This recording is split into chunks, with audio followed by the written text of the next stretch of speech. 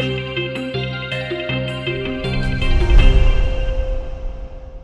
this video, we're going to cover DNA replication.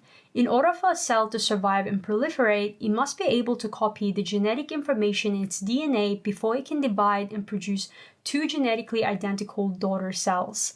Now, if you haven't seen the previous lecture on DNA structure and function, I highly suggest watching that first because it connects with this one.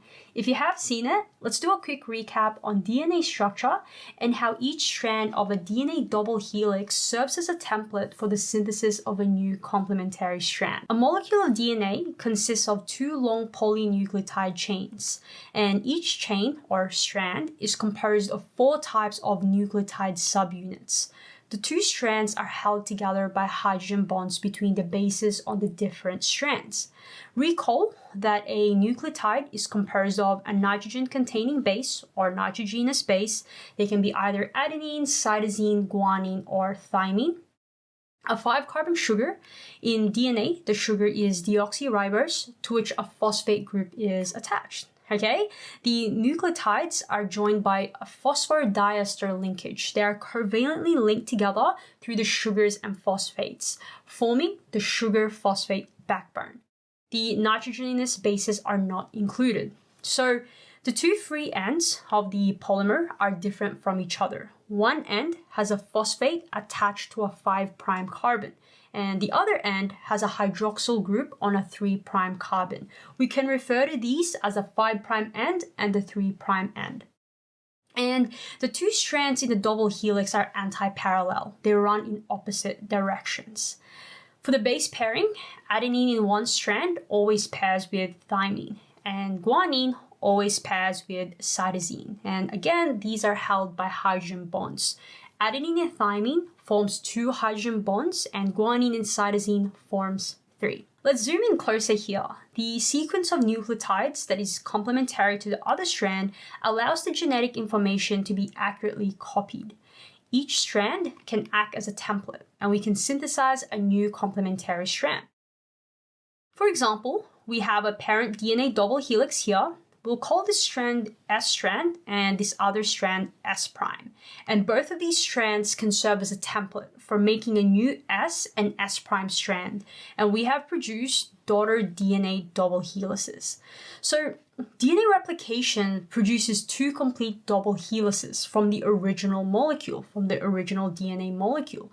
And each of the daughter DNA double helices has one of the original or old strand plus one newly synthesized strand.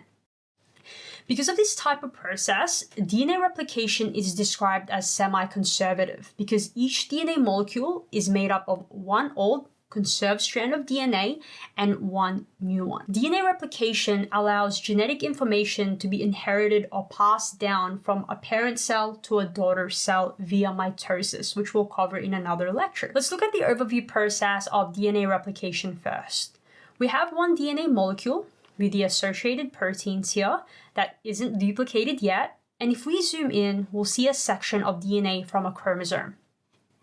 DNA replication begins at multiple sites called replication origins. This is to allow the process to occur rapidly. We're going to be forming multiple replication bubbles with a fork at each end. If we zoom in on one of these bubbles, we can see the new strands being synthesized. And then we produce 2 DNA molecules made up of one conserved strand and one new one. And these will be distributed to daughter cells. Alright? Once DNA replication is completed, we have a duplicated and condensed chromosome. We covered how DNA is packaged in the previous lecture, so if you'd like a refresher on this, you can go watch that, okay? So now let's subtract complexity and break down how DNA synthesis begins. The first step is we need to separate the 2 strands here so that incoming nucleotides can form base pairs with each template strands. If you recall from the previous lecture, we touched on the 3 types of specialized nucleotide sequences in the DNA that make sure cell replication and segregation occurs efficiently.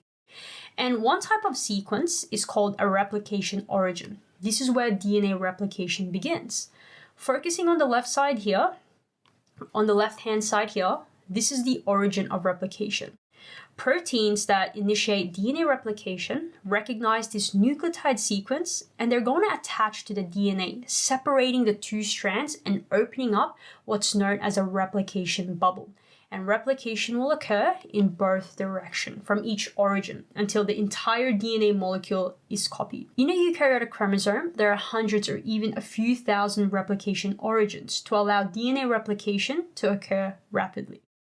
Now, at each end of a bubble is a replication fork, which is this Y-shaped region where the DNA parental strands are being unwound and new strands are synthesized, okay? Let's take a closer look at this. Look at this masterpiece. Okay, there are two types of replication proteins, DNA helicases and single-strand DNA binding proteins. The unzipping and untwisting is done by an enzyme called helicase. Helicases unzip the double helix at the replication forks, okay? Separating the two strands and making them available as template strands for synthesizing a new strands of DNA. And once the parental strands separate, single-strand binding proteins are going to come in here and bind to the unpaired DNA strands to keep them from repairing. Because as you recall, the bases are held together by hydrogen bonds, okay? So the single-stranded binding proteins just help stabilize the unzipped parental strands. It sees the unpaired DNA and it's like, hey, let me help stabilize you. Let me bind to you so you don't need to repair. Now, the unwinding of the double helix causes strain ahead of the replication fork because as the helicases move forward, the DNA ahead of the fork gets twisted more tightly and it's going to create tension and strain. To relieve the tension, an enzyme called DNA topoisomerase comes in to temporarily release the strain by breaking and rejoining the parental DNA. It goes on top of the DNA to relieve the tension. Okay, so now that we have separated the two strands, the unzipped regions are now available to serve as templates for the synthesis of new complementary DNA strands. Let's go through this. The enzymes involved in DNA replication can't actually initiate the synthesis of a polynucleotide. They can only add DNA nucleotides to the end of an already existing strand that is base paired with the template strand. So we need an enzyme and a primer to initiate this process and begin a new strand. This is where the enzyme primase comes in. Think primase primes DNA synthesis. Primase makes a short length of RNA, about 10 nucleotides long, using the DNA strand as a template. Primase doesn't synthesize DNA, okay? It only primes it. Each RNA nucleotide is added one at a time and it's base paired to the template strand. And this is going to be the starting point for synthesis of the new DNA strand, okay? And it's going to start from the 3' end of the RNA primer. Okay, so we're now ready for the synthesis.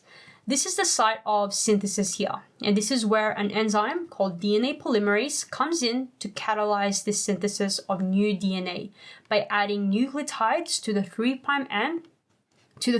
end of a pre-existing chain that are complementary to the template parental strand, okay? All DNA polymerase add new subunits only to the 3' end of a DNA strand, okay? Think DNA polymerase polymerization reaction. Again, let me just quickly say that again. DNA polymerase adds a nucleotide only to the 3' end of the primer that is complementary to the parental DNA template strand. So base pairing between these two strands determines which of the 4 nucleotides will be selected. Let's take a closer look at this polymerization reaction and see how each nucleotide is added to this growing DNA strand.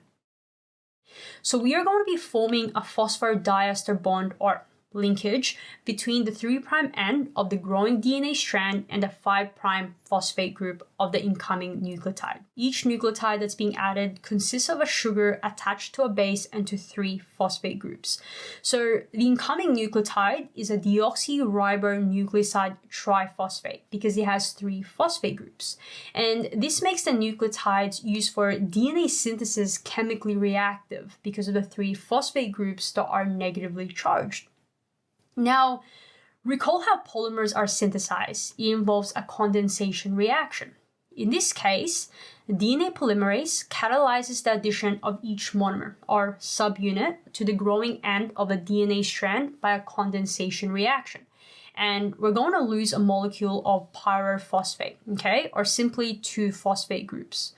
So the energy needed for this reaction is provided by the hydrolysis of one of the high-energy phosphate bonds that links the nucleotide subunit to the growing strand, and we're going to release a pyrophosphate. Now, further hydrolysis of the pyrophosphate is going to yield 2 inorganic phosphate molecules, and this is going to help drive the polymerization reaction. Okay, now earlier I mentioned how the 2 ends of a DNA strand are distinctly different from each other. One end has a phosphate attached to a 5' carbon, and the other end has a hydroxyl group on a 3' carbon. Each strand has a directionality, 5' to 3', and the 2 strands are anti-parallel, which means they run in opposite direction. And because they are anti-parallel, during DNA replication, the new strands must also be anti-parallel to their parental template strands, okay? Recall that DNA polymerase can only add nucleotides to the free end of a primer or to a growing DNA strand. DNA polymerase never adds nucleotides to the 5' end, only to the 3' end, okay? This is crucial. So a new DNA strand elongates in the 5' to 3' direction. Let's break this down further and go through how this works. Absolutely gorgeous process. One new DNA strand is being made on a template that runs in the 5' to 3' direction, whereas the other new strand is being made on a template that runs in the opposite direction, 3' to 5'. Okay, so let's look at the template that runs in the 5' to 3' direction first. DNA polymerase elongates the new strand in the 5' to 3' direction, so the new strand is made continuously. This strand is called the leading strand, and only one primer is required to start replication and synthesize the entire leading strand. Once an RNA primer is added, DNA polymerase takes over and synthesizes the entire strand in the 5' to 3' direction, okay? And for the other strand that runs in the 3' to 5' direction, this strand is made discontinuously because DNA polymerase can only synthesize in the 5' to 3' direction. So this strand is called the lagging strand, and it requires a different mechanism to synthesize the new strand. DNA polymerase can only synthesize the new strand in a series of segments called Okazaki fragments. It's named after the Japanese scientist who discovered them. These Okazaki fragments are about 100 to 200 nucleotides long in eukaryotes, and each fragment is started with an RNA primer to keep the polymerization reaction going. Okay, so here's our first RNA primer for Okazaki fragment 1. DNA polymerase is then going to add a nucleotide to the 3' end of each new RNA primer to produce an Okazaki fragment, okay? So it will continue to elongate this fragment until it reaches the previously synthesized primer. Okay, so let's add another primer for the second Okazaki fragment. Here it is, and then DNA polymerase will continue to add a nucleotide until it reaches the previously synthesized primer. Now the next step is we need to remove all the primers on the lagging strand and replace it with DNA and join the remaining pieces together so that we can produce a continuous new DNA strand. The enzyme nuclease removes all the RNA primers from both strands of DNA. And then a DNA polymerase called a repair polymerase, also often called DNA polymerase 1, okay? The polymerase involved in the replication process is known as DNA polymerase 3. So a repair polymerase replaces the RNA primers with DNA using the adjacent Okazaki fragment as its primer, okay? Another DNA polymerase called repair polymerase comes in to fill the gaps. I think of this polymerase as the dentist enzyme. It comes in to fill in the gaps. And finally, the enzyme DNA ligase joins the 5' phosphate end of one DNA fragment to the adjacent 3' hydroxyl end of the next, okay? DNA ligase seals up the fragments of DNA. The way DNA ligase does this is it uses a molecule of ATP to activate the 5' phosphate of one fragment before forming a new bond with the 3' hydroxyl of the other fragment.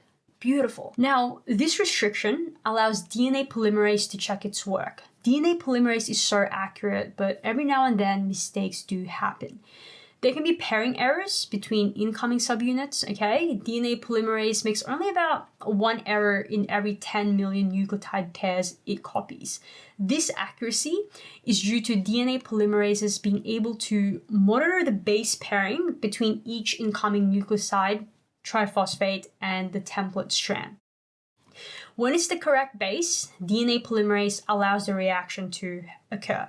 Okay, many DNA polymerases also proofread each nucleotide against its template as soon as it's bonded to the growing strand. This activity is called proofreading. Polymerization, DNA synthesis, and proofreading are tightly coordinated and take place at the same time by different domains in the same polymerase enzyme. So before DNA polymerase adds the next nucleotide, it's going to check whether the previously added nucleotide is correctly base paired to the template strand. And if it is, it adds the next nucleotide. If it makes a rare mistake and adds the wrong subunit, it can correct the error by removing the nucleotide and resume synthesis, okay? So be like DNA polymerase, always proofread your work. This self-correcting mechanism of DNA polymerase is possible because it synthesizes in the 5' to 3' direction, okay? Now, before we break down how the ends of DNA molecules or chromosomes are replicated, let's do a quick recap on what we've just covered. Okay, so a DNA molecule consists of two polynucleotide strands that are anti-parallel to each other, that is, they run in opposite directions. To begin replication, helicase unwinds the parental double helix, okay, it's going to split the DNA, and molecules of single-strand binding proteins bind and stabilize the single-stranded DNA, which doesn't want the strand to repair. Then the enzyme topoisomerase relieves the built-up tension ahead of replication forks by breaking and rejoining the DNA strands, okay? Topoisomerase, it goes on top of the DNA to relieve tension. Now, to kickstart the replication process, primase adds RNA bases called a primer. Think primase primes DNA synthesis. Then DNA polymerase binds to the primer and the leading strand is synthesized continuously in the 5' to 3' direction. And for the lagging strand, it's synthesized discontinuously because the two strands are anti-parallel to each other. A primer is needed for each fragment. Okay, DNA polymerase can only synthesize in one direction, from 5' to 3', and so the lagging strand is synthesized in a series of fragments called Okazaki fragments. DNA polymerase adds nucleotides to the primer until it reaches the next RNA primer, and then it's going to detach. And then the next fragment is primed, and then DNA polymerase will add nucleotides. The RNA primers are then removed by a nuclease, and another DNA polymerase, known as repair polymerase or DNA polymerase 1, comes in here to fill the gap. Finally, DNA ligase comes in to seal all the fragments of the lagging strand, and on the leading strand, it's going to join the final nucleotide to the first nucleotide, okay? And we've produced a continuous DNA strand. Absolutely incredible. Okay, so we've now covered how DNA replication proceeds only in the 5' to 3' direction. When we reach the end of a chromosome, we have a problem with the lagging strand. The leading strand can be synthesized all the way, but the lagging strand can't, because when the final RNA primer is removed, there is no enzyme that can replace it with DNA because there is no 3' end available to add nucleotides. So what would end up happening is the lagging strand would become shorter with each round of replication, and the chromosome would shrink after several cell divisions and would lose genetic information. We don't want the chromosome ends to be shrinking, do we? So we need a special mechanism to prevent the chromosome ends from shrinking. In bacteria, they have circular DNA, so it's not an issue. Whereas in eukaryotes, they have, if you recall, special nucleotide sequences in the DNA called telomeres. they have long repetitive nucleotide sequences at the ends of every chromosome. So telomeres form the ends of a chromosome, and these repeated sequences are needed for the ends of chromosomes to be fully replicated. They also have protective functions. Let's go through this. So first, specific proteins associated with telomeric DNA prevent the staggered ends of the daughter molecule from activating the cell system for monitoring DNA damage. They protect the end of the chromosome from being mistaken by the cell for broken DNA in need of repair. And they also form structures that mark the ends of a chromosome. Now, telomeres attract an enzyme called telomerase to the ends of chromosomes, and telomerase carries its own RNA template, which it uses to add multiple copies of the same repetitive DNA sequence to the lagging strand template. Amazing. One last thing, the repetitive DNA sequences also attract other telomere binding proteins that help maintain telomere length. In the next lecture, we're going to cover DNA repair. DNA damage occurs continually in cells, and so cells have processes that monitor and scan the genome for DNA damage. In that lecture, we're going to go through some of the mechanisms cells use to repair DNA damage. Thank you for watching this video. Make sure you subscribe to EKG Science so you don't miss a single lecture.